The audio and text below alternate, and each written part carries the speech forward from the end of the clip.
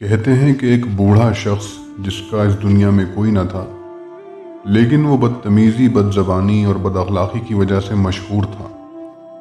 بڑے گھر میں اکیلے رہنے اور لوگوں کے اس رویے کی وجہ سے وہ پہلے سے بھی زیادہ غصے ناک، چڑچڑا اور بد اخلاق ہو گیا تھا۔ ایک دن ایک غریب بچہ جو نیا شہر میں آیا تھا اور کوڑا کرکٹ جمع کرتا تھا، اس بوڑھے کے گھر کے سامنے سے گزرا۔ بوڑھا باغ کی صفائی میں مصروف تھا۔ بچے نے بوڑھے کی طرف نگاہ اٹھائی اور بے ساختہ بوڑھے کو دیکھ کر مسکرایا اور ادب سے سلام کیا۔ بوڑھا شخص، جس کی طرف شاید چند سالوں سے کسی نے مسکرا کر نہ دیکھا تھا، بہت خوش ہوا۔ آج بچے کی مسکراہٹ کا قطرہ بوڑھے کے بنجر دل پر آب حیات بن کر گرا اور اس نے بچے کو بلایا اور مسکرانے کی وجہ پوچھی تو بچہ بولا کہ میری ماں نے کہا ہے کہ اگر زندگی میں کامیاب ہونا چاہتے ہو تو ہمیشہ دوسروں کو پہلا تحفہ مسکراہٹ کا دو۔ مسکراہٹ وہ جنس ہے جس پر آپ کا کچھ خرچ نہیں ہوتا لیکن نفع بہت زیادہ ہوتا ہے۔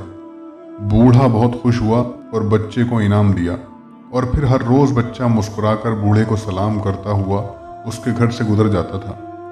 یہاں تک کہ ایک دن بچے کے گھر ایک وکیل آیا اور بولا کہ آج فلاں بوڑھا شخص مر گیا ہے اور اس نے اپنی جائیداد اس بچے کے نام کر دی ہے، اور اپنی وصیت میں لکھ گیا ہے کہ اس کی قیمت چند مسکراہٹوں کے ذریعے وہ بچہ پہلے ہی ادا کر چکا ہے۔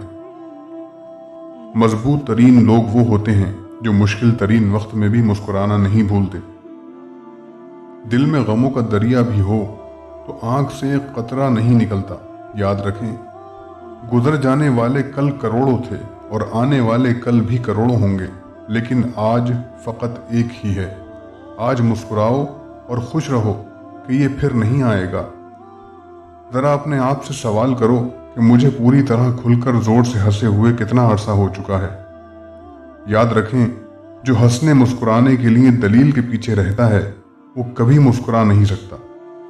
فقط ایک چیز کا خیال رکھنا ضروری ہے کہ انسانوں کو خوش کرنے کے لیے اللہ کو ناراض نہ کیا جائے۔ اگر زندگی میں کامیابی چاہتے ہو تو ہمیشہ اپنے ہونٹوں پر دو چیزیں رکھو: مسکراہٹ اور خاموشی۔ مسکراہٹ مشکلات کو ختم کرنے کے لیے، خاموشی مشکلات سے دور رہنے کے لیے۔